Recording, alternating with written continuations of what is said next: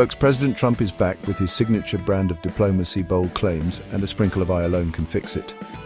He says his relationships with Putin and Zelensky were the magic formula to prevent the war in Ukraine. You see, according to Trump, he's such a master negotiator, such a maestro of making deals, that Putin wouldn't have dared to invade under his watch. He paints a picture of himself as this peacemaking powerhouse, a diplomatic Jedi master deflecting conflict with the sheer force of his personality. Trump claims his approach with Putin was all about strength, but also understanding. He understood the man, the myth, the legend. He knew how to handle him. Biden, on the other hand, total disaster, according to Trump. He claims Biden poked the Russian bear too much, provoked him into a fight. It's like Trump thinks Biden walked up to Putin in a dark alley and whispered, "You wouldn't invade Ukraine, would you?" And then, boom, war. Trump really wants us to believe that he could have charmed his way to peace, that his unique brand of diplomacy, the art of the deal, could have stopped tanks in their tracks. It's a compelling narrative, I'll give him that. But is it true? More importantly, is this the same Putin who meddled in the 2016 election? I'm just asking questions here, folks. Trump doesn't hold back on his criticism of the current administration's handling of the war in Ukraine. He calls the billions of dollars in military aid to Ukraine stupid. Yes, you heard that right, stupid. According to Trump, we're basically throwing money down the drain. He seems to forget that Ukraine is fighting for its survival, for its very existence.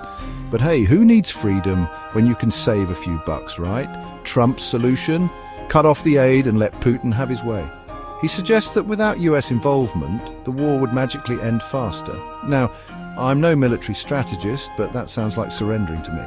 It's like watching your neighbor's house get robbed and saying, well, if they didn't have so much nice stuff, the robbers wouldn't be interested.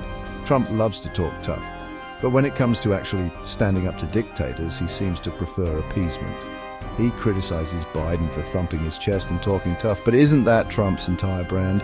It's all a bit rich coming from the guy who once fell head over heels for Kim Jong-un.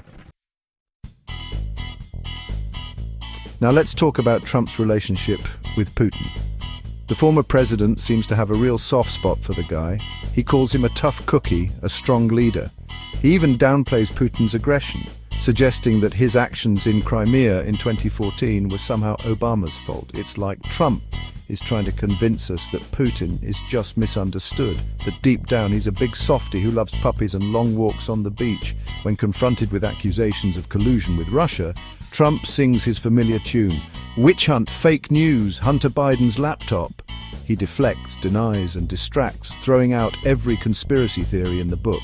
He can't seem to admit that maybe, just maybe, Putin isn't the trustworthy friend he makes him out to be. It's this bizarre bromance that has many people scratching their heads. Why is Trump so eager to defend Putin? Why does he refuse to condemn his actions? These are questions that unfortunately this video doesn't answer.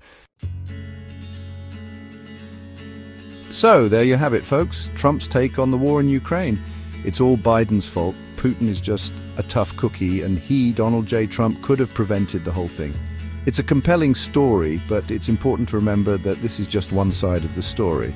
And it's a story told by a man who has a long history of stretching the truth. This video doesn't offer any opposing viewpoints. It's just Trump, unfiltered, unchallenged, spinning his narrative. It's crucial to seek out other perspectives, to fact-check his claims, and to form your own informed opinions. Don't just take his word for it. That's all the time we have for today, folks. Stay tuned for more news, more laughs, and more attempts to make sense of this crazy world.